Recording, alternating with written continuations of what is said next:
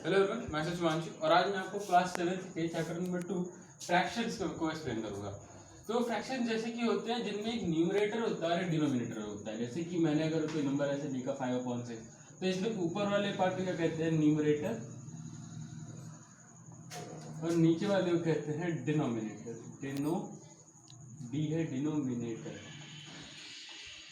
ऐसे ये ऊपर पार्ट को न्यूमरेटर कहते हैं, नीचे पार्ट को डिनोमिनेटर कहते हैं। और ये फ्रैक्शन होता है जो कि सेपरेट करता है। जैसे कि हम लोग कभी लिखे 1/2, इसका मतलब होता है आधा, यानी कि हाफ होता है। तो ये ऊपर वाले पार्ट को न्यूमरेटर कहते हैं, नीचे वाले कहते हैं डिनोमिनेटर। फ्रैक्शन के कुछ टाइप्स होते हैं, जैसे कि इसमें दिया हुआ है प्रॉपर फ्रैक्शन। प्रॉपर फ्रैक्शन वो होते हैं जिसमें numerator is less than the denominator. ये दोनों प्रॉपर फ्रैक्शन के एग्जांपल्स है। अब इसमें इम्प्रॉपर फ्रैक्शन कौन सा हो जाएगा?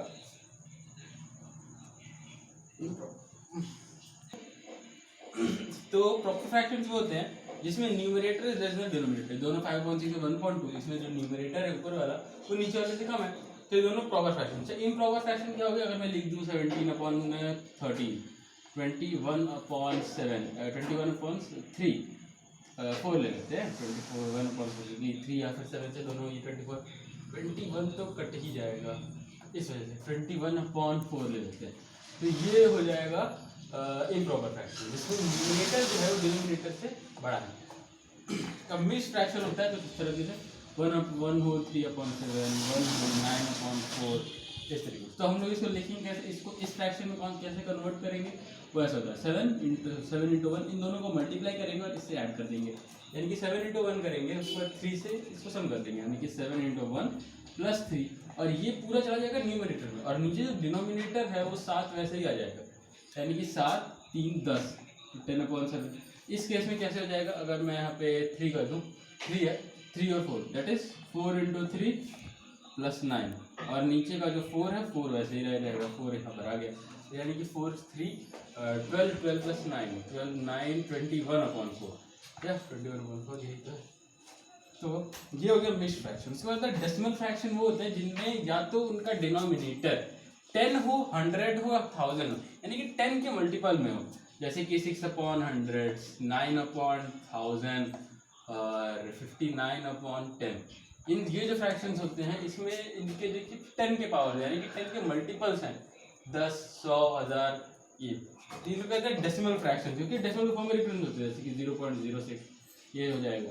अच्छा, ये हो जाएगा 0.009, ये हो जाएगा 5.9, ये सर। तो ये जो डेसिमल के फॉर्म में रिप्रेजेंट जाते हैं उन्हीं को हम लोग कहते हैं, क्योंकि 0.00 डेसिमल के फॉर्म में, इसे डेसिमल फ्रैक्शन कहते हैं।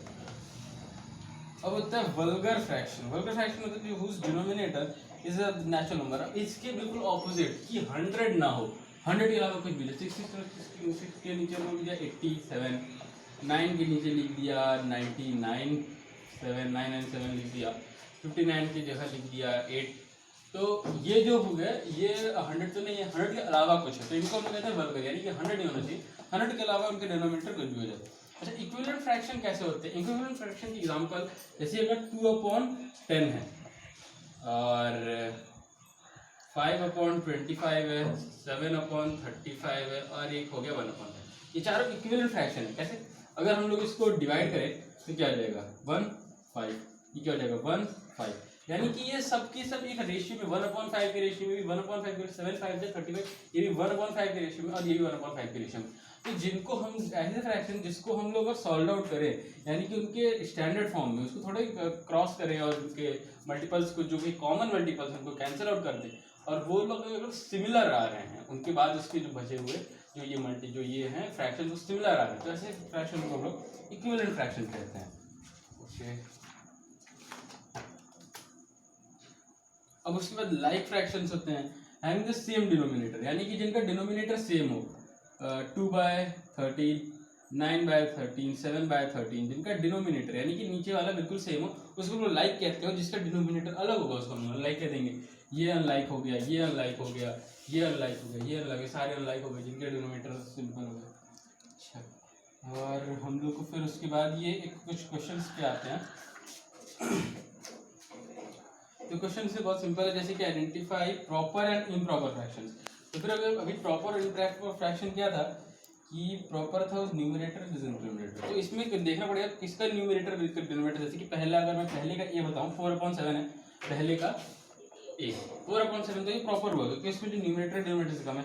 दूसरा देखिए तो 18/5 है जिसमें numerator is greater than the denominator, तो ये इम्प्रॉपर फ्रैक्शन है, ऐसे कर लेंगे। फिर उसके बाद सिंपल कौन सा है, कॉम्प्लेक्स कौन सा है, ये भी हो जाएगा। सिंपल का मतलब कि कोई ऐसे लिखा हुआ है 5/9, और कॉम्प्लेक्स का मतलब ये जो मिक्स फ्रैक्शन में होता है इसको हम लोग कॉम्प्लेक्स भी कहते हैं, मिक्स फ्रैक्शन वाले को हम लोग कॉम्प्लेक्स भी कहते हैं। तो ये हो गया मिक्स फ्रैक्शन कौन सा वर्ड, कॉम्प्लेक्स फ्रैक्शन कौन सा word. Now convert the following mix into improper. Mix fractions को इम्प्रॉपर फ्रैक्शन में कन्वर्ट करना है। कोई क्वेश्चन लेते हैं जैसे कि 9 होल 6/7, सपोज ये है 9 होल 6/7, तो मैंने जैसे कि यहाँ पर यही तरीका बताया था वैसे ही करना है, दैट इज 9 × 7 + 6/7, ये 7 रहेगा नहीं, तो 7 9 जा 63 69 69/7 ये हो गया, कन्वर्ट होके ये आ जाएगा। ओके और है तो कंपेयर द फ्रैक्शन, तो दो फ्रैक्शंस को हम लोग कंपेयर कैसे करेंगे। पहले इसमें आंसर 7 का ये दिया 5/8 और 7/12, 5/8 and 7/12, ओके 5/8 और 7/12। तो इन दोनों फ्रैक्शन को कंपेयर करने का ये तरीका होता है, हम लोग इनके डिनोमिनेटर्स को इक्वल कर लेते हैं। डिनोमिनेटर्स को इक्वल इस तरह करते हैं कि हम लोग इसका एलसीएम ले लेते हैं। अब इसका एलसीएम 24 होगा, 3 15 और ये कितना हो गया 12 2 14। तो इसका मतलब क्या हुआ कि अगर हम लोग इसके डिनोमिनेटर को इक्वल कर देंगे तो ये या तो ये 15 आ गया और ये 14 आ गया, तो बड़ा कौन सा 5/8 बड़ा है, और क्लियरली हम लोग इसके डिनोमिनेटर इक्वल कर दिया और इसका एलसीएम ले लिया। तो अब ये दो फ्रैक्शन जो 5/8 और 7/12 हो जाएंगे वो कुछ इस तरह हो जाएंगे 15/24 और 14/24। तो इसमें सिंपल सी बात है, बड़ा तो यही है 15/24 ही बड़ा है। इस तरह हम दो फ्रैक्शंस को कंपेयर कर सकते हैं। अगर फ्रैक्शंस को असेंडिंग ऑर्डर में लिखना है ये भी बिल्कुल इसी तरह होगा। हम लोग इसके जो ये डिनोमिनेटर जो बिल्कुल अलग दिए हुए हैं तो डिनोमिनेटर को पहले सबको लिख लेना है, और उसके बाद जो सबसे छोटा होगा असेंडिंग ऑर्डर के लिए, सबसे जो छोटे की अगर इसे कहता तो हम पहले लिखते 40 लिखते, फिर 14/24 लिखते 15/24, इस तरह करके। यानी कि जो सबसे छोटा होगा पहले आ जाएगा, तो लेकिन उसमें डिनोमिनेटर्स को हमको इक्वल करना है, यानी कि उसका एलसीएम ले लेना है अगर डिसेंडिंग ऑर्डर में करना ये भी रहेगा। फिर फ्रैक्शंस को ऐड कैसे करते हैं, फ्रैक्शंस को ऐड हाँ बिल्कुल फ्रैक्शंस को ऐड और सब्ट्रैक्ट, उसके बाद ये दो है एडिशन, उसके बाद है फिर सब्ट्रैक्शन। ठीक है, एक्सरसाइज नंबर 2 और एक्सरसाइज नंबर 3 4 ठीक इस तरह। तो एक्सरसाइज नंबर 2 में है कि हम लोग फ्रैक्शंस को ऐड कैसे करते हैं।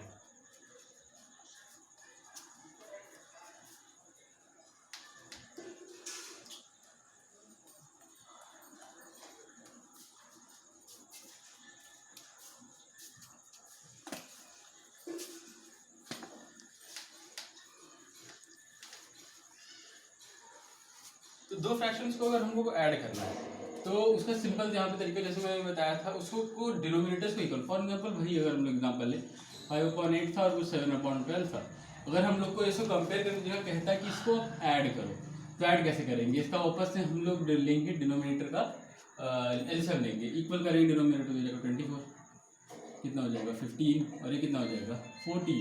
अब इसको ऐड कर देंगे दैट इज 29/24। तो दो फ्रैक्शंस को हम लोग इसी तरह ऐड कर सकते हैं जैसे हम लोगों ने कंपेयर किया था, बस इसमें हम लोग इन दोनों को ऐड कर देंगे कि ये जो इसका डिनोमिनेटर से हम लोग को इक्वल कर लेना है और फिर ऐड कर देना है। सब्ट्रैक्शन में भी बिल्कुल सिंपल होगा, अगर इसकी जगह सब्ट्रैक्शन होता 5/8 - 7/12 होता क्या करो तो भी यही होता 24, ये कितना हो जाता 15 - 14 यानी कि 1/24, ये आ गया।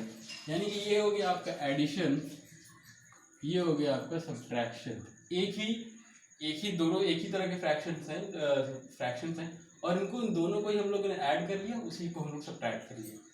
तो फिर और मल्टीप्लिकेशन में तो दोनों का बिल्कुल तरीका एक ही है, बस हम लोग को इसको डिनोमिनेटर को इक्वल करना है। यहाँ पर हम लोग डिनोमिनेटर हम लोग ने इक्वल किया एलसीएम लेके, और सब्ट्रैक्शन में भी हम लोग डिनोमिनेटर को इक्वल किए हैं एलसीएम लेके। अच्छा अब मल्टीप्लिकेशन का आता है, सो मल्टीप्लाई कैसे करेंगे हम लोग।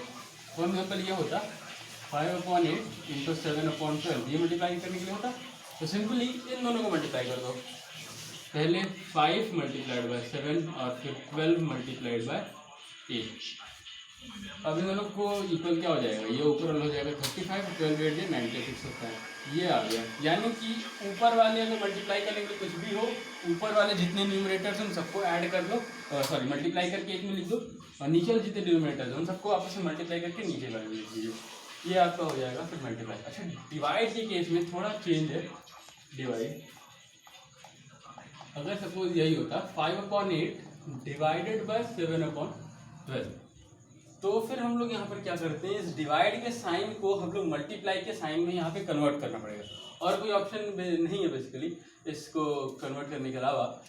तो हम लोग इस 5/8 मल्टीप्लाइड बाय 12/7, हाँ जब भी हम लोग इस डिवाइड के साइन को मल्टीप्लाई के साइन में कन्वर्ट करेंगे तो ये 12/7 यानी कि ये रेसिप्रोकेट हो जाएगा, ये अपने को ये जो डिनोमिनेटर है तो न्यूमिनेटर में चला जाएगा, जब न्यूमिनेटर है वो अपने डिनोमिनेटर में आ जाएगा, ये दोनों में पोजीशन स्विच कर लेंगे इस तरीके से।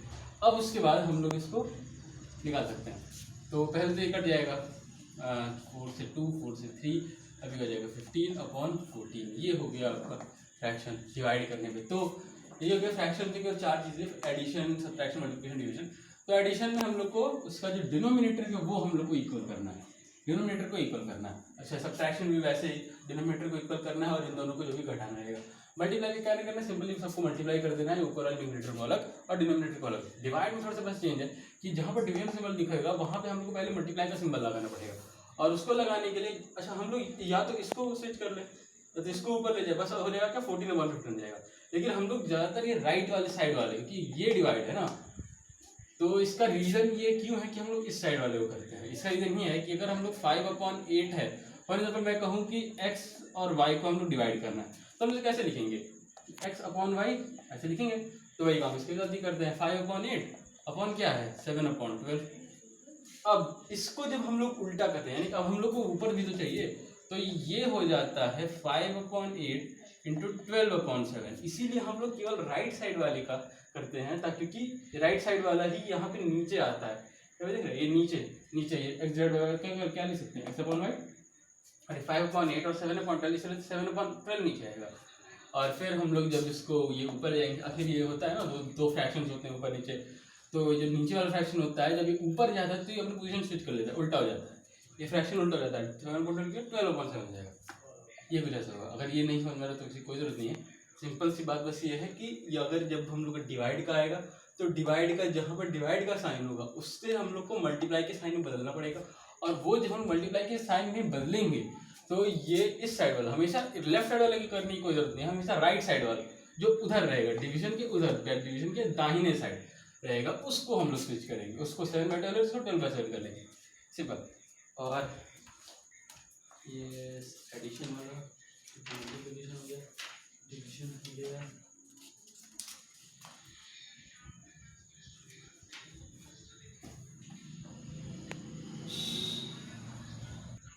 और आपके बुक में एक्सरसाइज में काफ़ी सारे क्वेश्चन दिए हैं तो इन्हें ट्राई करते रहिए। और एक आध क्वेश्चन मैं बेसिकली बता देता हूँ क्वेश्चन को करना कैसे है। जैसे कि अगर हम लोग एक्सरसाइज 2.4 का क्वेश्चन नंबर देखें, तो ये फिफ्थ देख लेते हैं कि फिफ्थ से न्यूमेरिकल शुरू है। तो दस by selling mangoes at the rate of 3 whole 3/4 per mango, a man get ₹210, how many mangoes did he cell.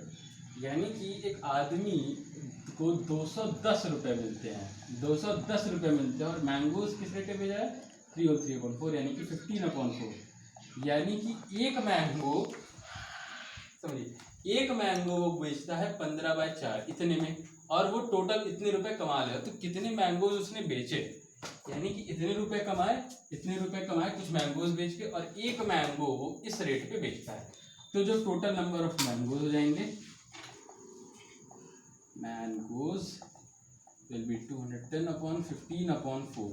अब यहाँ पर भी है तो इसमें भी क्या हो जाएगा, ये नंबर जो होगा स्विच हो जाएगा, ठीक है, 210/4 इंटू 15, यानी कि नहीं सॉरी 210 इंटू 4/15, यही बिल्कुल ऑपोजिट उल्टा हो जाएगा। अब ये जाएगा